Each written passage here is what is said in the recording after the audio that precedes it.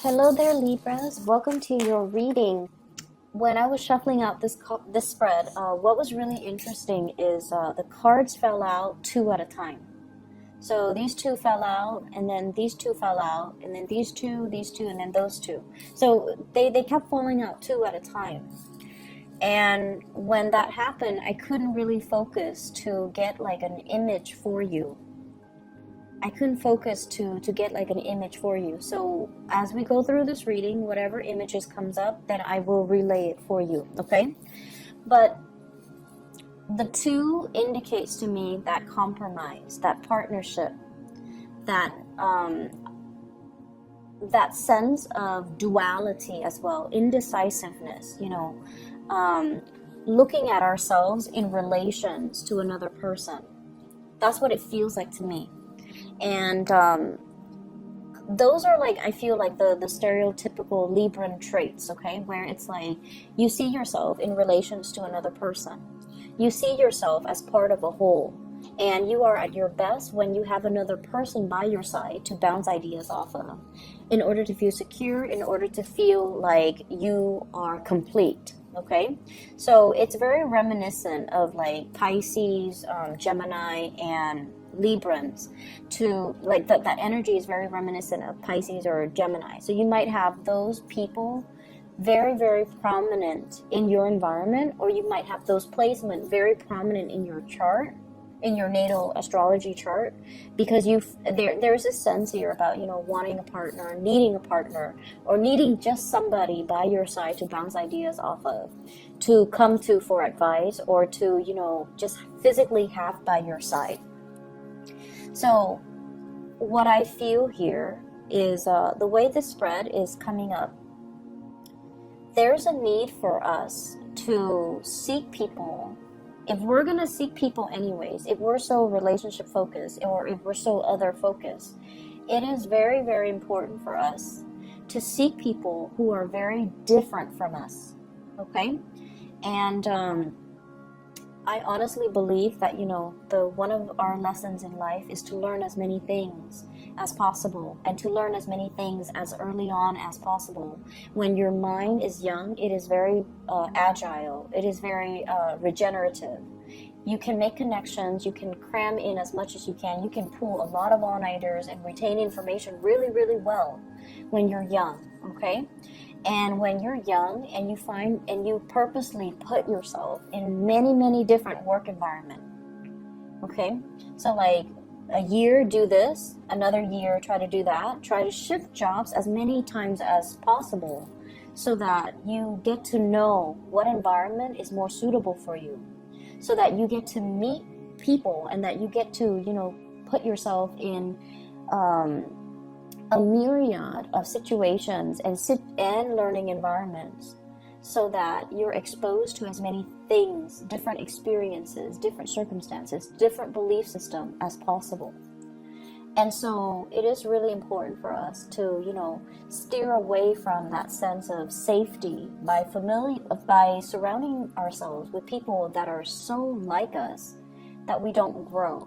So aim for more partners or relationships or people that really challenge you, that really sometimes oppose you, that will really bring out that sense in you where you're just like, I disagree, and here is my perspective or my take on the situation. Putting yourself in those situations will kind of encourage you or force you to defend your beliefs. And through the process of exchanging our belief system with another, we might realize, wow, my belief is not very solid and secure to begin with. Maybe I need to adopt a new belief system.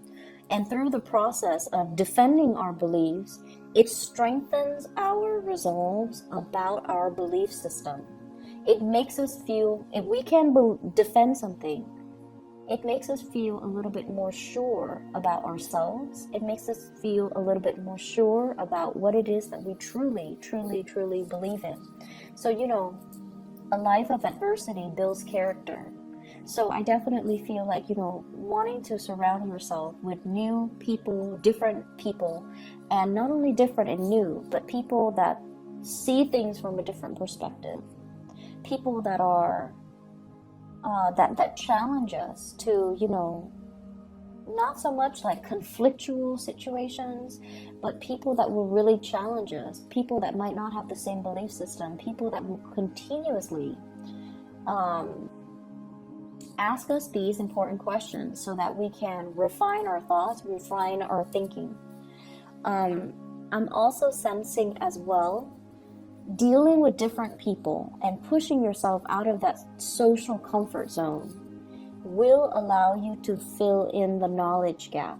So a lot of the times, we believe in one thing, okay?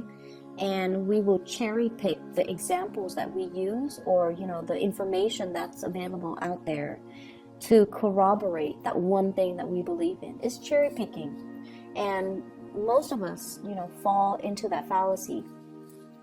And so this message for many of you, I feel it is about doing the necessary research in order to fill in the knowledge gap, doing it the right way, doing it the proper way, not just cherry picking data or information and then glossing over the information that, runs counter or is contrary to what it is that we're trying to persuade people on, what it is that we're trying to tell other people.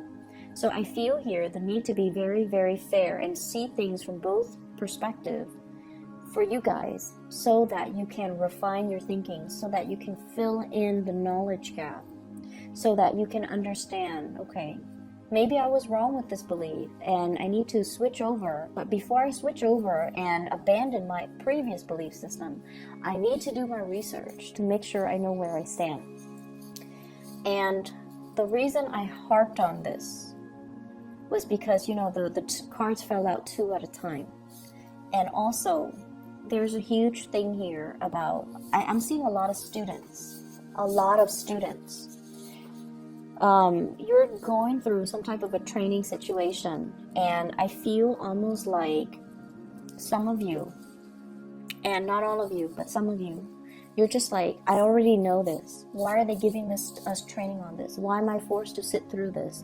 Why am I being taught something I already know?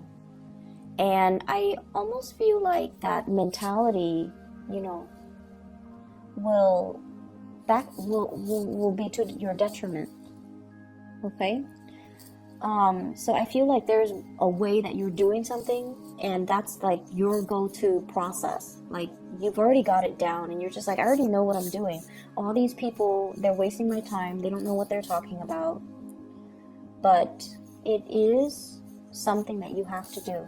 So some of you, for example, you're going to school to get a degree. And a lot of people nowadays, in order to land a very good job, we need a combination of experience, real life work experience, as well as degrees and diplomas. And I feel like for some of you, you're going through the motions. You already have the work experience. You already have the hands-on work experience. You already know what you're doing. And yet you're forced to go through some type of training, or you're forced to finish school in order to get that diploma so that you're more employable. And I feel like it's very, very frustrating for you. But I would say take that paradigm shift, because you're there for a reason. You already probably paying tuition. Even if the training is provided for free, it could be, led by by your company. You're already going to have to be there. Make the most of it. And whenever we enter an environment, any type of an environment, whatever we put in is whatever we're going to get out. So if you are very hands-off and very detached and, keep people at arm's length and already come in with the attitude that I already know this, then you're going to get very, very little out of it. Okay, so I feel that there are things right now where you have to fill in the knowledge gap. You might not have all the information, and the people around you might have information that you need. Okay, so for example, if you're a financial planner and you're forced to, as a part of your coursework, as a part of renewing your license, you're forced to attend some financial planning workshops just to, you know, get those credits, just to renew your license. And you're coming in there and you're just like, I already know all of this stuff. And the people that are teaching it lack the experience. They lack the articulateness that you guys love as an air sign. So what I feel is maybe you're not there to learn financial management. You're just there to renew your license. Maybe you're there to, you know, assist the other people around you that might not grasp the concept as well. Maybe you're there to help them go through that process. Or maybe you're there to network and socialize. There's a reason for you to be somewhere. And so you have to make the most of it. Okay, see things from the other side. And there is a thing here about, I'm seeing a lot of students once again, and there's some information that you feel you're missing, some very, very vital piece of information. And I see some of you obsessively reading up on it, doing a lot of research. And you're just like, wait a minute, this research is not available out there. Maybe that's the line of inquiry that would be really, really good for a dissertation, for a master's thesis, for like even a senior thesis for those of you who are undergrad, or even for high school, like a senior thesis. If there is a question, a very pertinent research question that you feel the literature doesn't exist out there as it relates to this one question, maybe that's something you can explore so you can chart new territory so that you can, you know, maybe your thesis or your master's thesis should be, why isn't there literature on this really, really pertinent topic? Okay, filling in the knowledge gap. And that's what I'm seeing happening here for the next 2 weeks, which is really weird because there are a lot of students here, but the next 2 weeks would also be the holiday season. So I don't know what that's about, but I feel like some of you might be working on some type of a big project, and you feel you might not even be a student, you might just be working, and there's a large project that you're trying to finish up or you're working on, and you feel like some pertinent information is missing and you're not able to find the data, you're not able to find the information, and so you might be spinning your wheels a little bit. Okay, maybe that is an area worth exploring for some of you. Aside from that, what I do feel is I have somebody in your environment, like this is somebody that is younger than you, and I feel like they're very, very interested in you. And they try to ask you, like, hey, do you want to do this? Do you want to do that? But it seems like you guys are deferring to work or deferring to your hobbies in order not to socialize. So this is like some of you, classmate, others a friend, others a colleague. And then for others, it's somebody you're in some type of a, I see, like, you know, they have reached out many, many times. You want to do this? Do you want to do that? And you're like, I'm busy. And you are not looking at them, I feel, when you're saying this. And I feel like they have initiated many, you know, they have asked you many times, you want to do this, you want to do that, and the answer was always no. And I see somebody who's just like, I can't embarrass myself anymore, I can't just keep doing this because they keep rejecting me. And I almost feel like if this person told you, hey, I really like you want to get coffee with me, your answer would be different. However, the way that they come in, it's very nonchalant, it's very unemotional. And that's because, you know, they feel a little bit jilted by you, and they feel almost like you're so absorbed in your work, or, you know, there are so many other things that you're working on, so that you're not really prioritizing them. So somebody in your life is feeling a little bit neglected, and they've asked you to do things so many times that they've given up on trying. They've asked you to do things so many times, they've given up on trying. And as I say that, I had to repeat that, because I feel like for some of you, it's a crush asking you, let's get coffee, let's go see a movie, let's play something. Let's play sports. Let's go for a walk. And your answer has always been no.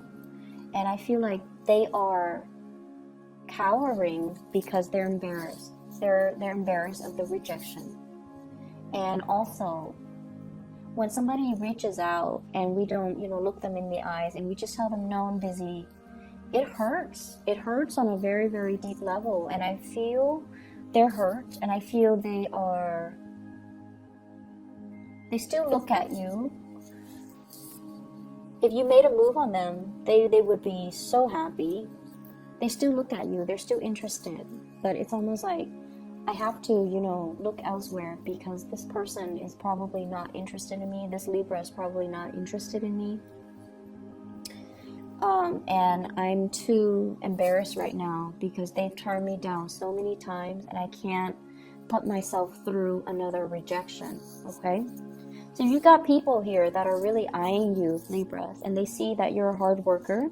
They see that you are somebody who's very serious. Like your energy is coming in very serious for the next 2 weeks, and they're trying to get your attention. And there's a lot of fun to be had, but you're busy. Some of you are working overtime, and some of you are just trying to make extra income. So you might be dabbling in a lot of different activities in order to make ends meet.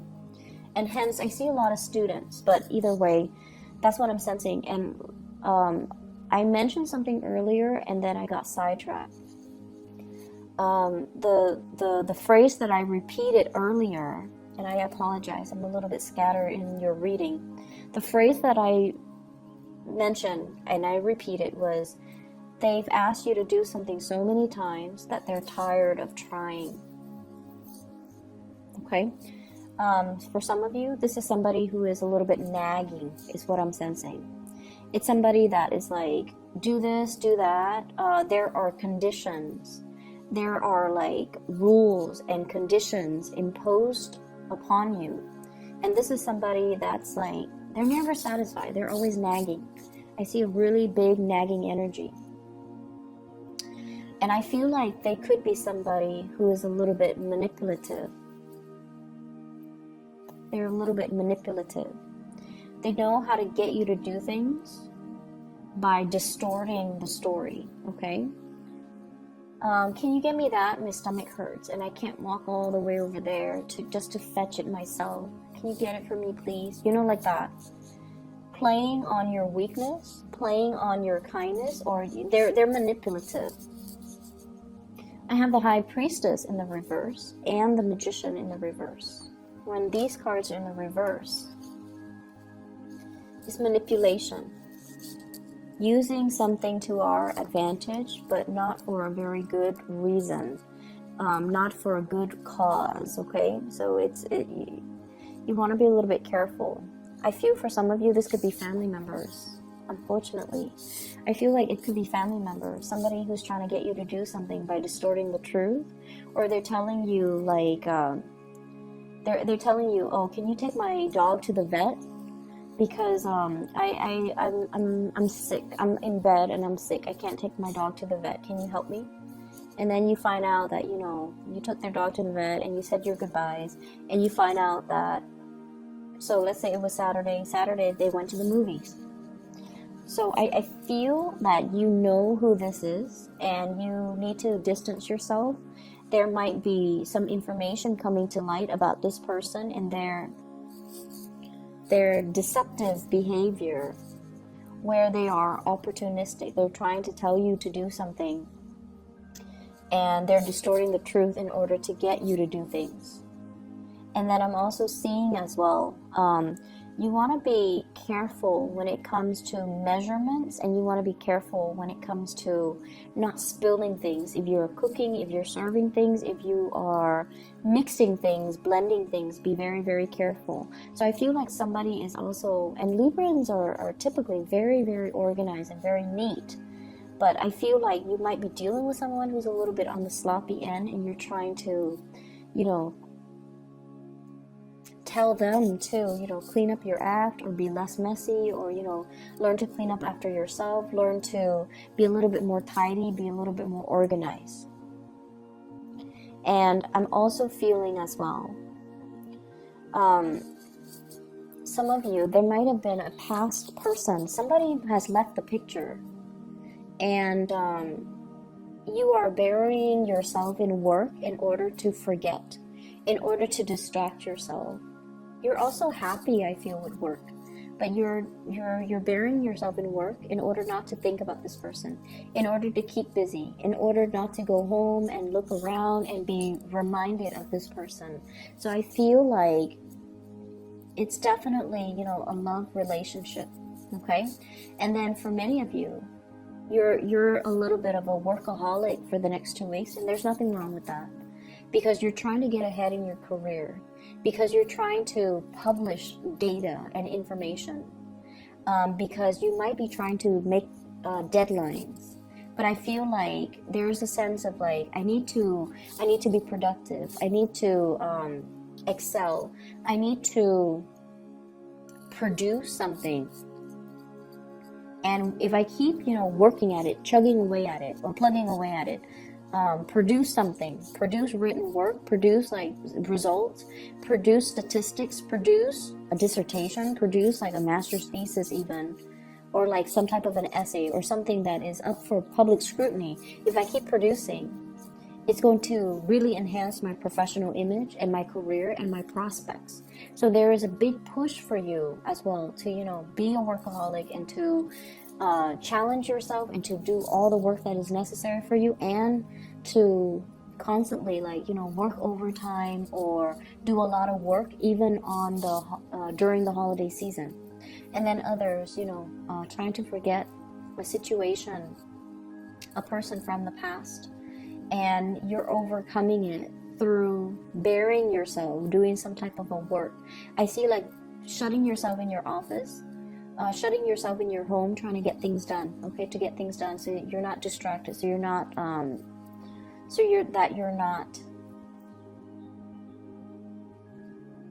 that you can forget things, so you can tune people out. I feel like for many of you, you're rebuilding your wealth. You're rebuilding your wealth. So I feel almost like some people growing up with parents or in household, grandparents, or with parents who are extremely wealthy. And I feel like, they passed, it's almost like the environment was so stable and so full of abundance that things were taken for granted,